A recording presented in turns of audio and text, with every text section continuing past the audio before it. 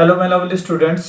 आज के लेक्चर में हम तीन चीज़ों को डिस्कस करेंगे जो कि बहुत ज़रूरी हैं और उनके बगैर आई थिंक हमारी ग्रामर कंप्लीट नहीं हो सकती, इंग्लिश समझ नहीं आ सकती और हम इंग्लिश लिख नहीं सकते, बोल नहीं सकते और सेंटेंस नहीं बना सकते हैं। तो आइए उन तीन चीज़ों को डिस्कस करते हैं। तीन जो पिलर हैं जो इंग्लिश के, उनको डिस्कस करते हैं। कौन कौन से हैं? फर्स्ट वन पे है सब्जेक्ट। अगर आपको सब्जेक्ट के बारे में पता नहीं होगा तो आप कोई भी सेंटेंस नहीं बना सकते, इसीलिए सब्जेक्ट के बारे में जानना बहुत ज़रूरी है। दूसरा जो वर्ड है वो है वर्ब। वर्ब भी इंग्लिश में अहम रोल अदा करता है और वर्ब के बगैर भी आप सेंटेंस को मुकम्मल नहीं कर सकते। There are different kinds of verbs, detail में इसको डिस्कस करेंगे। उसके बाद जो थर्ड चीज़ है, जो थर्ड वर्ड है, जो थर्ड पिलर है इंग्लिश का, it is object. Means sentence में ऑब्जेक्ट का होना भी बहुत ज़रूरी है, उसके बगैर भी आप सेंटेंस मुकम्मल नहीं कर सकते। आइए इसको डिस्कस करते हैं, डिटेल में डिस्कस करते हैं, उसको एग्जाम्पल के साथ डिस्कस करेंगे ताकि हम इसको आसानी से सीख सकेंगे, समझ सकेंगे और इससे रिलेटेड सेंटेंसेस बना सकेंगे। क्योंकि सब्जेक्ट के बारे में आपको पता नहीं होगा तो आप अपनी इंग्लिश को मिस करेंगे, अपने सेंटेंसेस को मिस करेंगे और बहुत सारी चीज़ों को मिस करेंगे जो कि बहुत ज़रूरी है आपकी इंग्लिश ग्रामर में। तो आइए इसको डिस्कस करते हैं। फर्स्टली हम डिस्कस करेंगे सब्जेक्ट। मीन सब्जेक्ट क्या होता है और इंग्लिश में इसका क्या रोल होता है। फर्स्टली हमें उसके बारे में पता होना चाहिए कि सब्जेक्ट की डेफिनेशन क्या है। अगर सब्जेक्ट की डेफिनेशन को डिस्कस करें, the subject is the person और थिंग। सब्जेक्ट कोई भी पर्सन हो सकता है, कोई भी चीज़ हो सकती है। मेन सब्जेक्ट में दो जो मेनली चीज़ें हैं जो वो माइंड में रखनी है, फर्स्ट वन पे है द पर्सन, सेकंड वन पे है द थिंग। पर्सन और थिंग का होना बहुत ज़रूरी है।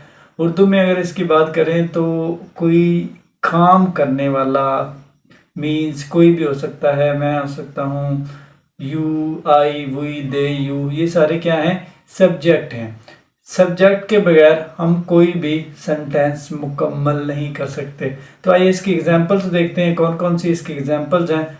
Like Ali, Ali, the boy, the boy, she, the cat, the cat, I,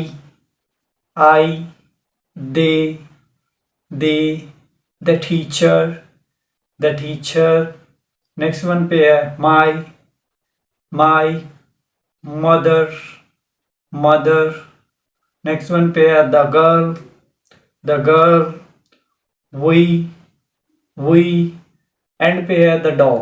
so these are the different kinds of subject. ये सब्जेक्ट की एग्जाम्पल्स हैं, इनको हम यूटिलाइज करके कोई भी सेंटेंस बना सकते हैं। तो सब्जेक्ट को समझने के लिए इतनी एग्जांपल्स अगर आपके माइंड में होंगी तो आप आसानी से साथ कोई भी फिक्रा बना सकते हैं दूसरों के साथ मिलके, मीन वर्ब्स और ऑब्जेक्ट के साथ मिलके।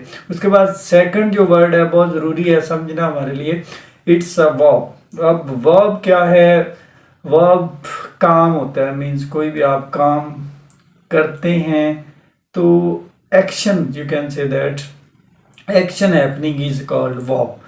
Verb is a action happening in the form, in the sentence, means कोई भी आप काम कर रहे होते हैं तो उसमें जो आपका एक्शन हो रहा है ना, इट्स अ वर्ब। इसके एग्जांपल्स देखते हैं जिसके थ्रू आप इजीली कोई भी वर्ब किसी भी फिक्रे में अटैच कर सकते हैं।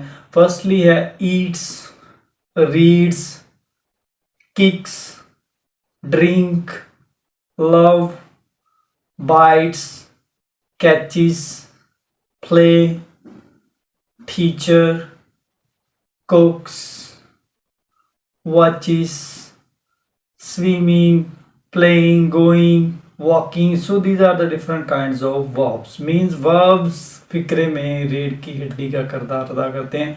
अगर वर्ब नहीं होगा तो आप फिक्रा आसानी से नहीं बना सकते। उसके बाद जो लास्ट पिलर है, लास्ट वर्ड है सेंटेंस बनाने के लिए ज़रूरी है, इट्स ऑब्जेक्ट। ऑब्जेक्ट उर्दू में उसको कहते हैं मफूल। मफूल मीन्स जिस पे काम हो रहा हो उसको हम ऑब्जेक्ट कहते हैं और उर्दू में उसको मफूल कहते हैं। मीन्स इसकी डेफिनेशन को देखते हैं। The object is the person और the receiving the actions. Means कोई भी एक्शन रिसीव हो रहा है किसी की तरफ से, उसमें आपका नाउन हो सकता है, उसमें कोई भी नेम हो सकता है, उसके बाद कंट्री हो सकती है, उसके बाद प्लेस हो सकती है, एरिया हो सकता है, स्टेशन हो सकता है, तो किसी भी शेप में ऑब्जेक्ट हो सकता है।